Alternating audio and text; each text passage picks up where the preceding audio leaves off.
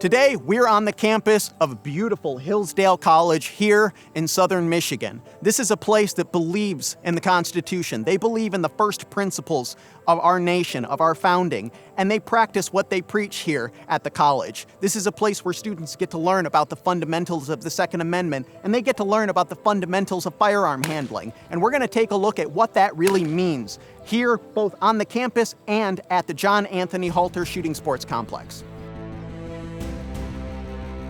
Well, Hillsdale College has been around for a good while. We were founded in 1844, and we were dedicated to liberty from our very founding. A very large percentage of our young men went off to fight in the Union Army. And of course, that shouldn't surprise us much, since the college actually was birthed with abolitionist roots. But I think in a way, it really helps to bring into focus the college's long history of defending liberty. From the very beginning, we admitted both sexes, people of any race. The college, from its origins, was given to four principles, or what we call pillars, and that is high learning. It's here to promote and to furnish high learning. Faith, the Christian faith, is foundational here. Moral formation of our students, so moral character is important. And then finally, freedom. The college, in fact, was said to exist by virtue of gratitude for the inestimable blessing of civil and religious freedom. So freedom is very important here. Well, of course, the Second Amendment is what we do. We practice that at the Halter shooting range every day, all day. So it fits into our mission of right to bear arms. So basically, we practice that. Everything that we do is about teaching.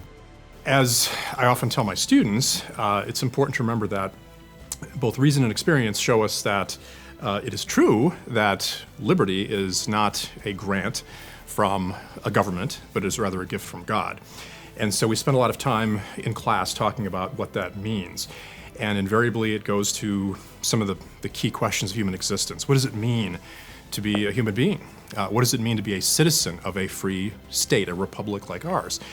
And with that understanding that each human life matters, especially protecting innocent life is very important. That means that we not only have to recognize that fundamental fact, but we also have to provide a mechanism, a means for protecting innocent human life. And how is that done?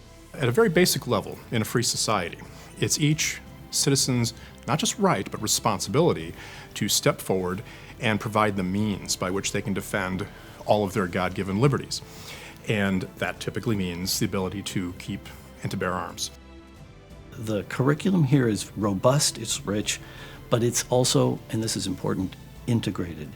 These courses aren't designed to provide smatterings of knowledge. They are not designed to create little dilettantes who know a little bit about a lot of different things. Instead, they all presume upon and lean upon each other. They bespeak a unity of knowledge. There's a kind of integration in these courses, or at least we strive for a high degree of complementarity and integration in these courses, so that you're not just graduating students who have minds full of clutter, but who have intellects capable of a kind of comprehensive vision of the world at large. Hillsdale has a long tradition of not just basically espousing these ethereal values in a vacuum, but in the end, it's about action. It's about putting these ideas into action, practical application. And that's where, of course, our soldiers went off and said, okay, this is how we're going to defend liberty. We're going to actually help to preserve the rule of law, preserve our constitutional order.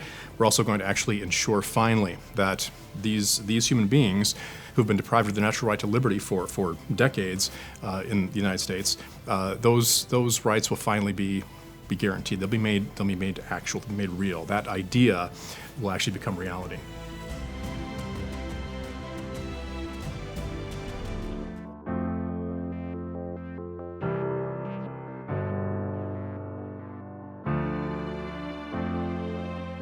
If you don't understand something about the Second Amendment, you actually don't understand something about yourself. That is, the Second Amendment arises in part, and I certainly don't present myself as an expert, but it arises in part out of the human being's responsibility for himself, both in terms of you might say in a self-defense fashion, but also simply in a support and maintenance fashion. By that I mean we need to eat.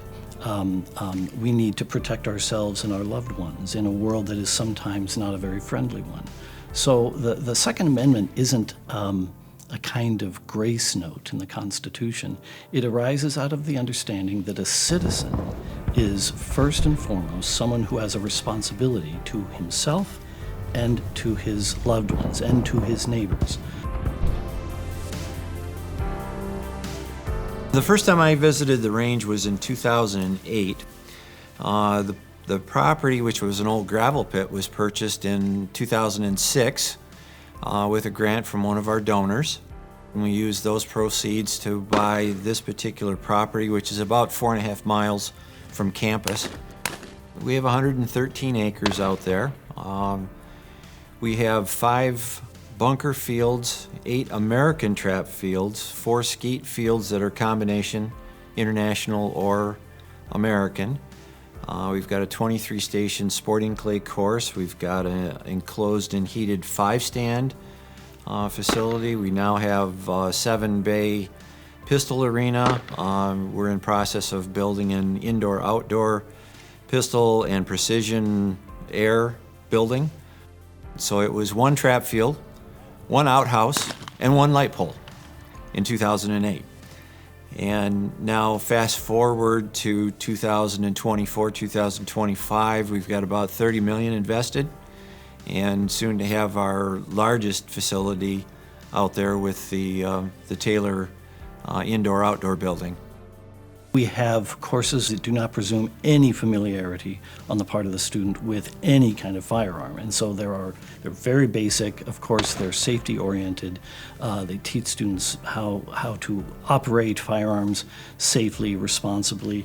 But we also include in these courses something of the understanding I was talking about a moment ago pertaining to the place of firearms in a free society. What is that all about? And then there are higher level courses that are oriented more towards perfecting a skill set that you've developed, whether in an earlier course or perhaps you came to the college with a pretty good skill set. And then we also have some special weekend courses. That is, if you wanted to obtain a concealed carry permit, there is a one-day course that you can take at the Halter Center. And you can leave equipped with what you need to obtain that permit. So there are a variety of things there. And of course, there's lots of recreational use at the Shooting Sports Center as well. The duty of citizens to be armed. It's not just a right, and it's not just a responsibility to bear those arms in a safe and effective manner. That's all true. But in the end, we have to remember that in our system of government, in our republic, it is the duty of citizens to bear arms on behalf of themselves, to defend themselves, but also on behalf of the state. And ultimately, all of us who are citizens are a part of the unorganized militia of the United States. And even today, some might think it's antiquated, some might actually think that it's irrelevant, but it's actually still a part of our United States Code, Title 10. Every adult, able-bodied male is part of the unorganized militia of the United States. I take that seriously in Hillsdale College. In the end, if you are part of that militia, you should be bearing arms, and you should know how to use those arms, and you should be able to use those arms effectively if you or a colleague or let's say a fellow student or somebody in a broader context within the community, if they're in any way either assaulted or if they're in danger, then that well-armed citizen would then be able to step in and to meet that danger and hopefully avert a crisis. And that's a duty all of us actually, I believe, bear, to be armed, to prepare for situations like that, and thwart danger and personal harm, either individually or collectively, whenever it might arise. It's a duty of citizenship.